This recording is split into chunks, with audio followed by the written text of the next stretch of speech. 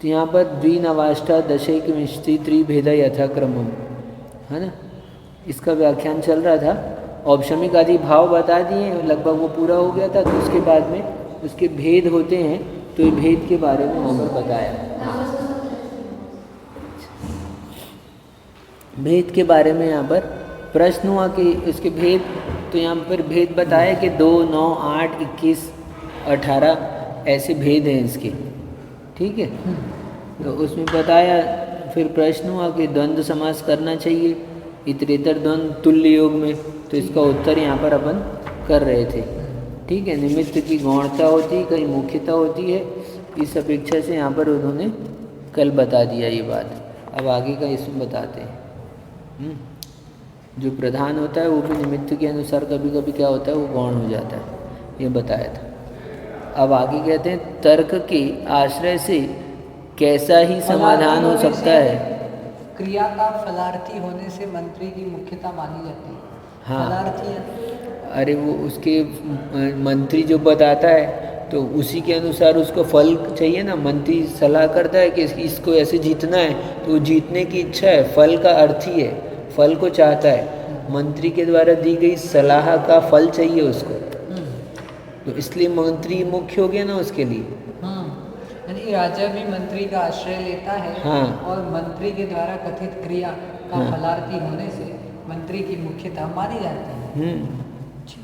है ना, क्रिया का फलार्थी, उसको फल चाहिए ना, उसको तो जीत चाहिए। तो मंत्री की सलाह मान के पड़ोसी राज्य को जीतेगा, तो उसको तो विजय प्राप्त करनी है, तो मंत्री की सलाह मानना पड़ेगा। तो अब वो करेगा काम ऐसा, तो मंत्री मुख्य हो गया ऐसा। ठीक है राजा प्रधान और राजा का वो मंत्री है, मंत्री गौण है, लेकिन कभी कभी गौण भी क्या हो जाता है, प्रधान हो जाता है, और प्रधान भी क्या होता है, गौण हो जाता है। ये बताना था कुल मिला की बात। अब कहते हैं प्रश्न है, तर्क के आश्रय से कैसा ही समाधान हो सकता है, परंतु व्याकरण शास्त्र से तो विरुद्ध ही है। आपने तर्क से समाधान दे दिया है, लेकिन व्याकरण शास्त्र विरुद्ध है, ऐसा कहते हैं। क्योंकि व्याकरण शास्त्र में तो कहा है कि 2 से 19 तक के अंक संख्येय प्रधान ही होते हैं, तथा 20 आदि की संख्या कभी संख्या प्रधान और कभी संख्येय प्रधान होती है। यदि 2 आदि शब्द भी कदाचित संख्या प्रधान हो, तो विंशति के समान ही इनकी स्थिति हो जाएगी। संख्येय प्रधान कह रहे हैं, आपने तर्क से तो सिद्ध कर दिया। क्या सिद्ध कर दिया? ये तुल्य द्वंद्व समास की बात चल रही थी यहाँ पर, इसमें द्वंद्व समास करना चाहिए था। तो आपने तर्क से सिद्ध कर दिया कि कभी क्या होता है, ये प्रधान होता है, कभी प्रधान होता है, प्रधान हो जाता है, जो गौण है वो भी प्रधान हो जाता है ऐसा। लेकिन व्याकरण शास्त्र से तो ये बैठ नहीं रहे, बोल रहे हैं व्याकरण में तो क्या कह रहे हैं, 2 से 19 तक की अंक को संख्येय प्रधान ही होते हैं, ऐसा व्याकरण में कहा जाता है। और 20 आदि की संख्या कभी संख्या प्रधान होती, कभी संख्येय प्रधान होती है, दोनों ऑप्शन है। यदि 2 आदि शब्द भी कदाचित संख्या प्रधान हो, तो विंशति के समान ही इनकी स्थिति हो जाएगी, है ना। 2 से 19 तक की संख्या संख्येय प्रधान है, 20 संख्या प्रधान है, संख्येय प्रधान है, दोनों भी है ना। अब प्रतिशंका है, इसमें क्या दोष है? आपने प्रश्न किया तो उसमें पूछ रहे इसमें क्या दोष है। संख्या प्रधान और संख्येय प्रधान का क्या अभी इसमें अभी करेंगे व्याख्यान तो आ जाएगा इसमें, है ना। उत्तर, इसमें क्या दोष है ऐसा पूछ रहे हैं, ठीक है। उत्तर, ऐसी दशा में संबंध में व्यतिरेक निमित्त षष्ठी विभक्ति और स्वयं में एक वचन का प्रयोग होना चाहिए, जैसे विंशति गर्वाम। ठीक है, क्या होता है, संख्या है, अब 2 आदि संख्या तो एक वचन में तो नहीं है, बहुवचन में ही है, ठीक है। 2 को चलो द्विवचन में मान ले, फिर उसके रूप बनाते हैं, एक किस में बनाते हो, संख्या के रूप होंगे तो द्विवचन के दूसरे ही द्विवचन में चलेंगे मात्र, और फिर बहुवचन के बाकी के बहुवचन में चलेंगे, है ना। ठीक है, तो अब यहाँ कह रहे ऐसी दशा में संबंध में व्यतिरेक निमित्त षष्ठी विभक्ति और स्वयं में एक वचन का प्रयोग होना चाहिए। क्या? यदि वो संख्या प्रधान नहीं है तो ऐसी दशा में निमित्त विभक्ति में षष्ठी विभक्ति और एक वचन का प्रयोग होना चाहिए। कैसे? तो विंशति गर्वाम, ये एक वचन प्रतिसंख्या, उसमें भी संख्या प्रधान प्रयोग देखा जाता है, जैसे द्वे कयोः। अब इसमें भी क्या बोल रहे हैं कि इसमें फिर से प्रश्न हो गया कि ये भी आप कह रहे हो लेकिन इसमें भी कभी संख्या प्रधान होता है। उत्तर देते हैं उसका, यह संख्यार्थक नहीं है, किंतु जिसके अवयव गौण है ऐसे समुदाय के अर्थ में है, जैसे कि बहुशक्ति, किट्टकम, वनम, शक्तिशाली, सूकरों वाला वन।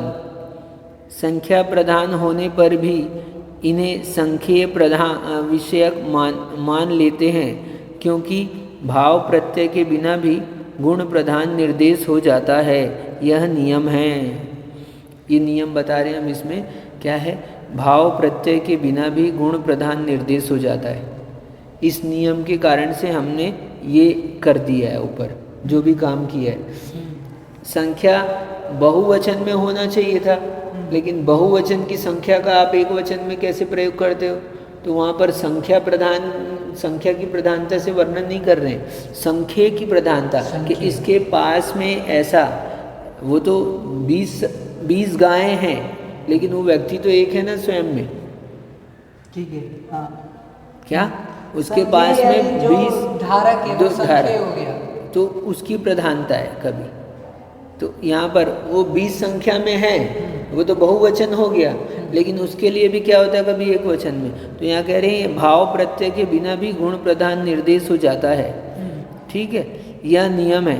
इसलिए अब देखो, दो आदि शब्द संख्येय प्रधान हो जाते हैं और एक विंशति शब्द संख्येय प्रधान ही है, तब तुल्य योग होने से द्वंद्व समास कहना युक्ति संगत ही है।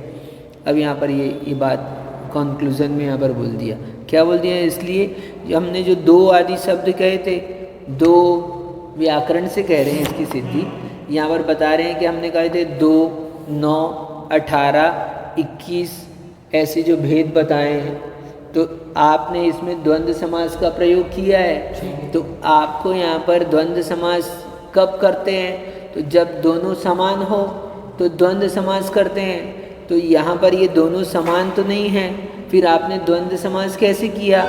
तो ये इसलिए बता रहे हैं यहाँ पर कि हमने द्वंद्व समास किया है। दोनों यहाँ पर हमारे को संख्या का मतलब नहीं है, वहाँ पर संख्या 2, 19 ऐसा ये संख्या प्रधान है। सब भाव के कारण से क्या है, ये भी भाव औपसमिक, क्षायिक, क्षायोपसमिक, औदैहिक और पाठनामिक भाव है। तो इनकी संख्या की प्रधानता से हमने इसमें ये द्वंद्व समास नहीं किया है। ठीक है, संख्या तो सबकी अलग अलग है। हाँ। 2 है, 19 है, 21 है, 18 है, अलग अलग है। हाँ। है ना? तो संख्या की अपेक्षा से तो उनमें समानता नहीं है। ठीक है, तो वहाँ पर उस गुण को ना देखकर भाव प्रत्यय के कारण से इसमें द्वंद्व समास हुआ है। अच्छा, कि सबके भाव क्या है, है ना?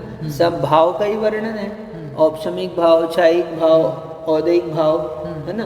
तो ये इस तरह से इनमें समानता है।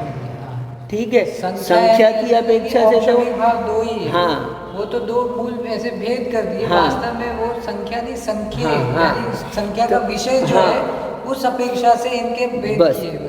तो ये औपसमिक भाव है, ये क्षायिक भाव है। तो दोनों भी भाव की दशा में दोनों भी तुल्य हैं। अब ये पूछ रहे हैं संख्या से बराबर नहीं है। अब शंकरकार ने बोला कि जब हमने कह दिया कि संख्या प्रधान है, हाँ। फिर ये बोलेगा कि यानी हमने ही कह दिया कि निमित्तानुसार कभी कोई गौण भी मुख्य हो जाता है। हाँ। तो हमारे यहाँ तो संख्या प्रधान है, हाँ। और संख्या गौण है। हाँ। ऐसा लेना है। तो हमने उसको प्रदान कर दिया है। किसको? संख्या को। हाँ, यानी भावों को प्रदान करके वहाँ पर भावों को प्रधान द्वंद्व समास किया है। हाँ। उनकी संख्या को प्रधानता नहीं दी है। नहीं। संख्या तो सबकी भिन्न भिन्न है। यदि संख्या की प्रधानता से देखोगे तो यहाँ द्वंद्व समास नहीं बनेगा। समझिए। ठीक है। अच्छा। लेकिन हमने संख्या को प्रधानता नहीं दी है। हाँ। हमने यहाँ पर क्या नियम लगाया है, भाव प्रत्यय के बिना भी गुण प्रधान निर्देश किया है, यानी गुण प्रधान किया है, ऐसा है। ठीक है। ठीक है। द्वंद्व समास में 2, 9, 18, 21 और 3। हाँ, इनका द्वंद्व समास किया है सूत्र द्वंद्व में। समास में क्या होगा? द्वंद्व चकार बहुलो द्वंद्व होता है। ठीक है। हमने कहा था इसमें आप द्वंद्व समास करो। क्या द्वंद्व समास करो कि 2 भेद, 18 भेद, 9 भेद, 21 भेद, ऐसे ये सब भेद उनके साथ में जोड़कर, है ना, 2 भेद वाले ऐसे च और करके ये द्वंद्व समास हो जाता है। 3 भावों के क्रम से 2 भेद और 9 भेद और 18 भेद और 21 भेद और 3 भेद, ऐसा बोलना चाहिए था द्वंद्व समास करके। हाँ, लेकिन द्वंद्व समास होता है, द्वंद्व समास किया है इसमें। अच्छा। हमने द्वंद्व समास किया है। तो वो बोल रहा है कि द्वंद्व समास तो कब करते हैं, जब दोनों का बल बराबर हो। तो अब यहाँ पर बल क्या देख रहे हैं, तो हम यहाँ कह रहे हैं दोनों का बल बराबर हो तब द्वंद्व समास होता है। तो संख्या कितनी है इसकी तो 2 संख्या है औपसमिक भाव की, और क्षायिक भाव की कितनी संख्या है, 9 संख्या है। तो इनका बल बराबर कहाँ है? तो हम कह रहे हैं कि हमने संख्या की अपेक्षा से यहाँ बल बराबर नहीं देखा है, संख्या की अपेक्षा से। ठीक है। वो समान बलवान है, तो हमने संख्या प्रधान ना करके संख्या प्रधान कर दिया है। किसकी संख्या है? जिसकी संख्या है वो संख्या। ठीक है। व्याख्या होता है ना, किसका व्याख्यान किया जाता है? जो संख्या का विषय है वो संख्या, व्याख्यान का विषय व्याख्या हो गया। इसी प्रकार संख्या का ऐसे जो 9 संख्या का विषय भाव हो गए यहाँ पे। हाँ, तो ऐसे ही जो भेद हैं, तो इनको हमने उनकी प्रधानता करके यहाँ द्वंद्व समास किया है। ठीक है। ठीक है। भाव प्रत्यय होने पर भी गुण प्रधान के अर्थ में यहाँ पर द्वंद्व समास निर्देश किया है। अच्छा। तो यहाँ पर ये 2 आदि शब्द संख्या प्रधान हो जाते हैं और एक निश्चित शब्द संख्या प्रधान है ही, तब तुल्य योग होने से द्वंद्व समास कहना युक्ति संगत है।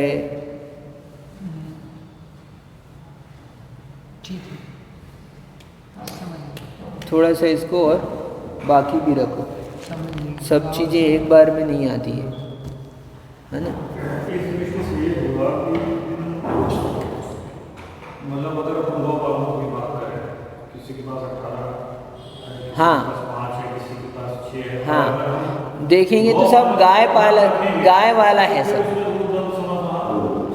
हाँ, हम देखेंगे गाय वाला है, ये भी गाय वाला है, ये भी गाय वाला है, तो ये समान हो गया, तब इनमें द्वंद्व समास बन जाएगा। ऐसा एक बार पढ़ के शांति से तो और क्लियर हो जाएगा। ऐसे ऊपर यानी मैक्स टू मैक्स समझ में आ गया। हाँ, मतलब कहने का मतलब ये है, यहाँ पर ये द्वंद्व समास करने का हेतु यहाँ पर दिया है पूरा प्रश्न द्वंद्व समास पे ही उठाया कि क्योंकि व्याकरण में क्या होता है, देखो समास है ना, एक में होता है अन्य पद प्रधान, एक में होता है उत्तर पद प्रधान, एक में पूर्व पद प्रधान होता है, और एक में दोनों प्रधान होते हैं। तो जहाँ दोनों प्रधान होते हैं वहाँ द्वंद्व समास किया जाता है। ठीक है। अन्य पद प्रधान में क्या होता है कि कहेंगे इसके बारे में, लेकिन आएगा कौन, उससे ध्वनित कौन होगा? हाँ, उस पेड़ पर बैठी चिड़िया, पेड़ पर बैठी है, उसका वर्णन कर रहे हैं, पर पेड़ उसका नाम प्रयोग नहीं किया है, पर पेड़ पर बैठी है ऐसे करके कह रहे हैं, तो उसमें पेड़ पर जो बैठा है उसका वर्णन चल रहा है, पेड़ का नहीं वर्णन होता है यहाँ पर, है ना। इस तरह से अन्य पद प्रधान हो गया। तो कहीं पे अन्य पद प्रधान होता है, कहीं पे उत्तर पद प्रधान होता है, एक बात पूर्व पद, कहीं पे पूर्व, और कहीं पे दोनों प्रधान होते हैं, तो वहाँ द्वंद्व समास होता है। ऐसा है। तो यहाँ पर ये द्वंद्व समास हमने किया है। पांचों पद प्रधान, तो पांचों पद प्रधान यानी वो पांचों ये संख्या की दृष्टि से तो सब अलग अलग है। हाँ। लेकिन सभी भावों हैं जीव के, उस दृष्टि से एक मानकर सब प्रधान करके यहाँ द्वंद्व समास में वर्णन किया है, ये बता रहे हैं। अब प्रश्न है, अब भेद शब्द से द्वि आदि शब्दों का स्व पदार्थ प्रधान समास है अथवा अन्य पदार्थ प्रधान बहुव्रीहि समास है। भेद शब्द प्रयोग किया है इसमें, 2 भेद, 9 भेद, 18 भेद, 21 भेद, ठीक है, हर भावों के भेद हैं। तो यहाँ कह रहे हैं द्विआदि शब्दों का स्वपदार्थ प्रधान समास है अथवा अन्य पदार्थ प्रधान समास बहुव्रीहि समास है। अब उसमें प्रश्न कर रहे हैं कि आपने समास किया है तो ये अन्य पदार्थ प्रधान है कि स्व पदार्थ प्रधान है। उत्तर दे रहे हैं भेद शब्द से द्विआदि शब्दों का स्व पदार्थ प्रधान समास है, क्योंकि विशेषण विशेष्येण इस पातंजलि सूत्र से विशेषण विशेष्य समास में 2, 9, अष्टादश, 21 एवं 3 ही भेद ऐसे स्व पदार्थ प्रधान समास का निर्देश हो जाता है। अब इसमें भी कह रहे हैं कि आपने भेद शब्द जो प्रयोग किया है, तो जो भेद शब्द है वो स्व पदार्थ प्रधान है कि अन्य पदार्थ प्रधान है। ठीक है, ठीक है, तो वो कह रहे हैं कि यहाँ पर स्व पदार्थ प्रधान समास किया है, यानी 2 भेद कहेंगे तो 2 उसके स्वयं के 2 भेद, औपशमिक के 2 भेद, ठीक है ना, और एक के 9 भेद, इस तरह से 2, 9, अष्टादश, 21 और 3 भेद जो हैं वो स्व पदार्थ प्रधान हैं, अपने ही पदार्थ को कहने वाले हैं, कथन करने वाले। ठीक है, स्व पदार्थ प्रधान। फिर शंका हो गई, द्वयमुनम आदि में पूर्व पदार्थ प्रधान समास होता है, अतः द्वि आदि शब्दों को विशेष्य एवं भेद शब्द को विशेषण मानने में भेद शब्द का पूर्व निपात होना चाहिए। अब देखो, अब हम जो कह रहे हैं 2 भेद, 9 भेद, 18 भेद, 21 भेद, तो इसमें आप भेद शब्द बाद में प्रयोग कर रहे हो और हम कह रहे हैं भेद को विशेषण कह रहे हैं। तो यदि विशेषण आप कहते हो तो इनको ऐसे बोलना चाहिए, भेद 2, भेद 9, भेद 21, भेद 19, है ना, तो इनका पूर्व में निपात होना चाहिए। ठीक है, एक एक चीज़ लिखते हैं तो ऐसे पूरा लॉजिक दे रहे हैं उसके पीछे, बिना ऐसे तर्क ने बात रख रहे हैं। देखो अकलंग स्वामी ने कितना विस्तार करके बताया, व्याकरण की दृष्टि से भी पूरा खोल दिया, ऑपरेशन कर दिया है एक प्रकार से पूरा एकदम। क्या तो आप ये कह रहे हो, तो यदि आपने विशेषण विशेष भाव कहा है तो भेद शब्द का पूर्व निपात होना चाहिए। तो उत्तर कहते हैं यह दोष नहीं है, क्योंकि सामान्योपक्रम में विशेष कथन होने पर यह नियम लागू होता है। अब ये कह रहे हैं कि हमने जो कहा है वो कोई उसमें दोष नहीं है। क्यों दोष नहीं है? क्योंकि सामान्य उपक्रम का कार्य है। तो सामान्य उपक्रम में क्या होता है, विशेष कथन होने पर यह नियम लागू होता है। सामान्य उपक्रम है, सब में समान चीज़ हो, उसमें वहाँ विशेष उपक्रम हो तब आपका नियम लागू हो। तो यहाँ तो ऐसे ही कथन है, तो उसमें वो विशेष नियम लागू नहीं हो रहा, इसलिए नहीं मानो। अब और कहते हैं उसमें कौन सा नियम लागू होता है। अभी प्रश्न कर दिया आपने, बोल दिया सामान्य उपक्रम में विशेष नियम लागू होता है, तो अब नियम पूछ रहे कौन सा नियम लागू होता है। तो कहते हैं कहने से युग्मने या यमुने यह उत्तर मिलता है। यमुने यह कहने पर द्वि शब्द निरर्थक हो जाता है, किंतु यहाँ पर बहुत होने से संदेह होता है। भेदा ऐसा कहने पर कति भेदा यह संदेह बना रहता है, और द्विनवाष्टादशक मिश्रित त्रय कहने पर ऐसे केते यह संदेह रहता है। इसलिए उभय व्याभिचार होने से विशेषण विशेष भाव इष्ट है। 2 आदि शब्द गुणवाचक है, अतः विशेषण है, अथवा 2 आदि हैं भेद जिनके, इस प्रकार अन्य पदार्थ प्रधान बहुव्रीहि समास भी किया जा सकता है। तथा संख्या शब्दों का विशेष्य होने पर भी सर्वनाम संख्योप रूप संख्यातम सूत्र से पूर्व निपात हो जाएगा। पूर्व सूत्र में कहे गए औपशमिक, क्षायिक आदि का अर्थ के वश विभक्ति परिणमन करा के उत्तर सूत्र कथित क्रम से औपशमिक आदि के रूप षष्ठी विभक्ति में संबंध कर लिया जाएगा। इतना बड़ा किया है। सुनो, ऐसे नहीं आएगा। वो कह रहे हैं सुनो, यमुने, हमने कहा यमुने कहने से क्या पता चलता है? बोलो क्या पता चलता है? यमुना नदी। नहीं, दो द्विवचन का प्रयोग है ना। मुने मुने यमुना होता, द्विवचन कह दिया तो यमुने हो गया। तो यमुने शब्द प्रयोग करने से दो का पता चलता है, ठीक है। तो ऐसा है। और आप भेदः, ऐसा आपने शब्द प्रयोग किया, ठीक है। तो भेदः, इस भेदा कहने से कति भेदा, ये शंका बनी रहती है। यमुने कहने से तो दो समझ में आ गया, लेकिन बहुवचन कहने में कितने भेद हैं ये नहीं पता चलता है। कितने? द्विवचन में तो दो हैं ये पता चल जाता हो गया, दो है, लेकिन बहुवचन में कितने हैं ये नहीं, ये शंका बनी रहती है। तो सही है ना, संख्या काउंटिंग कितनी है वो कंफर्म नहीं होता। हाँ, यमुने कहने में तो अपने को दो है पता चल गया, लेकिन भेदा ऐसा कहने में ये भेद की संख्या भी क्या है, कति भेदा, ऐसा क्या विकल्प बना हुआ है, या भेदा जो है वो बहुवचन में चाहिए। भेदा बहुवचन हो गया ना, भेदा भेदा भेदा भेदे, है ना, बहुवचन हो गया, तो उसमें शंका बनी रहती है। तो उसी के लिए यहाँ पर इतनी सारी बात कही है, ठीक है। इसको एक बार और फिर से अपन देखेंगे।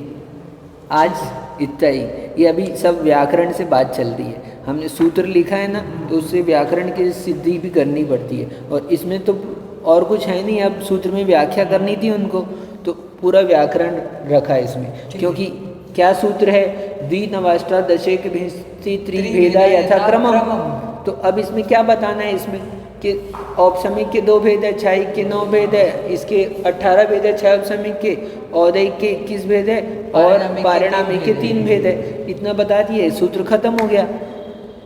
व्याख्यान तो इतना ही है इसमें, ठीक है। लेकिन अब उनको विस्तार करना है, तो उन्होंने व्याकरण यहाँ पर लगा के विस्तार किया है। सही है, अच्छा विषय, ऐसे टीका लिख सकते हैं इसीलिए व्याकरण पढ़ा कितना इसको नहीं पढ़ा, इसका विस्तार की जरूरत नहीं थी यहाँ पर, उन्होंने ये व्याख्यान किया है। तो लेकिन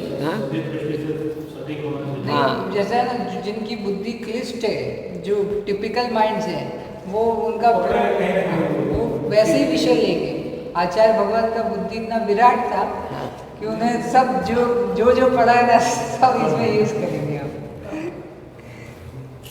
नमो रेन्ताण नमो सिद्धाण नमो आर्याण नमो उज्जैन नमो सवसावणम अत्पर्वाणि स्वाध्याय निष्ठापन क्रिया पूर्वाचारण सप्तम भाव पूजा वंदना स्तव समेतम श्री श्रुत भक्ति का सकरम। इसलिए तो इन्होंने कहा क्या कि 10